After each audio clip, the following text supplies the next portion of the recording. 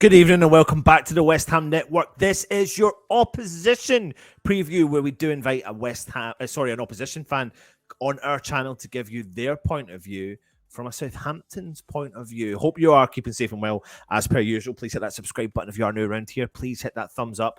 Of course, leave us some comments. Put the comments in the chat as well. We'll engage as much as we possibly can.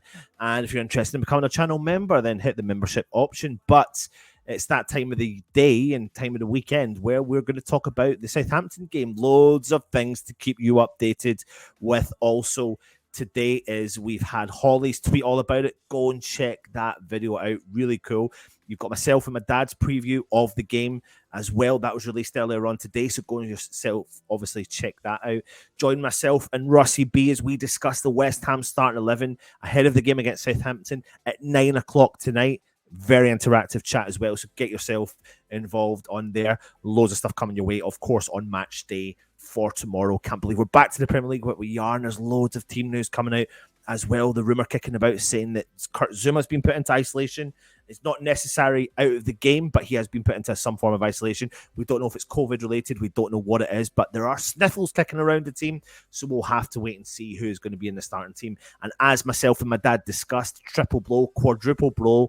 I mean, if all of those players in the defence were out of our team, it doesn't look that great, does it, in our defensive duties? But that's a lot of players in one area that we would miss. And fingers crossed we've got enough in our tank, which I think we do, to be able to cover the costs of there. Anyway, let me get on to today's video, which is all about the opposition preview.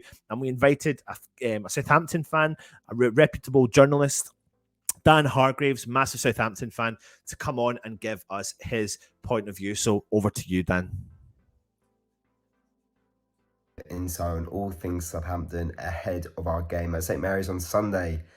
It's a massive game for us, and a massive game for Ralph Hasenhüttl. It does feel like if he can't win this one, his time as Southampton manager after almost 4 years will be up. We're on a run of 4 consecutive defeats in the Premier League at the moment.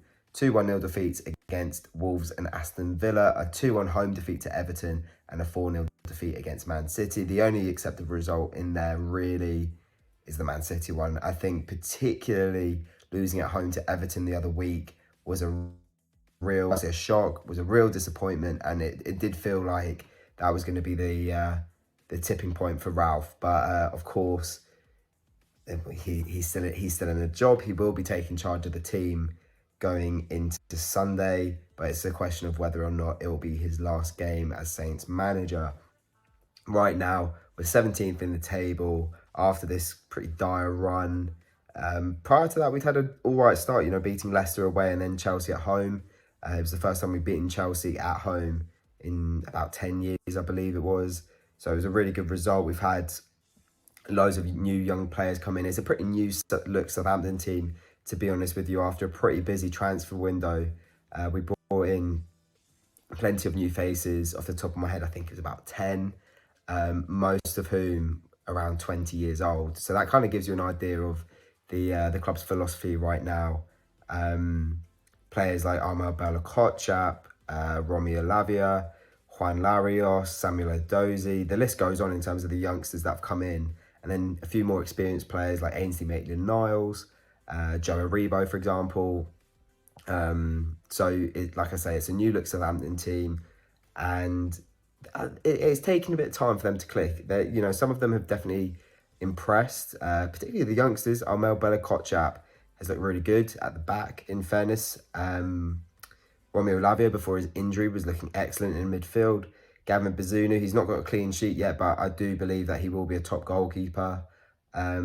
So it's a work in progress with Saints at the moment, but everything feels a bit toxic right now. I think losing 4 games in a row, particularly playing the way in which we have done in those games, Saints haven't shown up in any of them, in my opinion. Not scoring against Wolves or Villa, taking the lead against Everton and then giving it away within the space of 5 minutes. The only one, like I said before, in terms of the results, in terms of the performance, Man City, you're never going to really expect anything there, the way they're playing at the moment. So, yeah, it's worrying times at the moment for Saints. And I'm just looking at our fixture list And to be honest with you, with all respect to West Ham, this has to be a must-win game, in my opinion. You know, and it's a winnable game. We haven't got many winnable games before the World Cup, at least on paper, that is. You know, you guys, it's taken a bit of time to kind of settle into the season, but it looks like now you've hit form, which is the worst possible time for us. So I think it'll be a good game. I think we're going to have to show up. You know, that it does really feel like the manager's job is on the line in this one. I really can't see how the club can keep going with him beyond Sunday if we aren't to win the game. But it's huge. It's absolutely huge for us already. You know, we really don't want to be in the relegation zone going into that World Cup.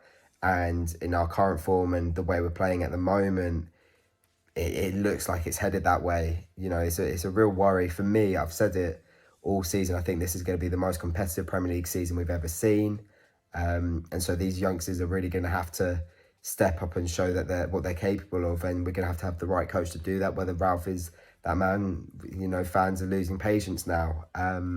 So we'll have to see. But yeah, like I say, it's worrying times at the moment. It's a massive game.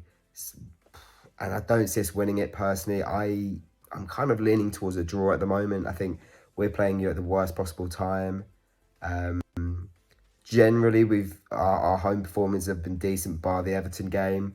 So we're just going to have to see. I can't really call it, but right now it does feel like Ralph is kind of on borrowed time and that this could well be his last game in charge of the club. But like I said, I think it's going to be a good game. We'll see how it goes. And all the best for the season beyond Sunday. Thanks to Dan, of course, for coming on the channel again. And is Ralph on borrowed time? And will West Ham put the final nail in the coffin for Ralph at Southampton? I mean, they are fighting for their lives, as West Ham are as well. They're only 3 points behind West Ham. So it's going to make for an interesting game. There's no ifs or buts about it. They're going to fight. Will they fight for the manager? Or will there be change ahead for Southampton? We'll only have to see for tomorrow's game.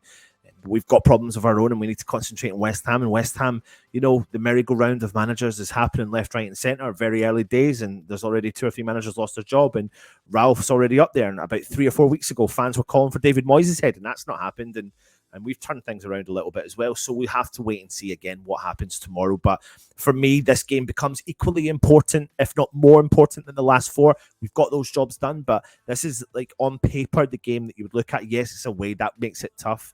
But you know, Southampton are a struggling side, and their trajectory is one way and our trajectory is the other way. But this is where West Ham of old would falter, and this is where West Ham of new need to move on and progress. And then we need to be able to do the job against teams like Southampton and progress up the league as much as we possibly can. Leave your comments, let us know your thoughts on what Dan said. Again, massively appreciated that Dan came on the channel, took the time out to come and talk to us. Leave your predictions in the chat as well. Let us know your thoughts ahead of the game tomorrow. I hope you've enjoyed it. We'll get on another opposition fan over the next couple of weeks, and I hope you're enjoying the kind of whole new layout of the West Ham network. It's exciting times ahead. We've got a website coming to you soon, so stay tuned for that. And as we always like to do, we'd like to thank you, members, for helping us out and supporting our channel. Stay safe, everyone, and get behind West Ham. Come on, you Irons.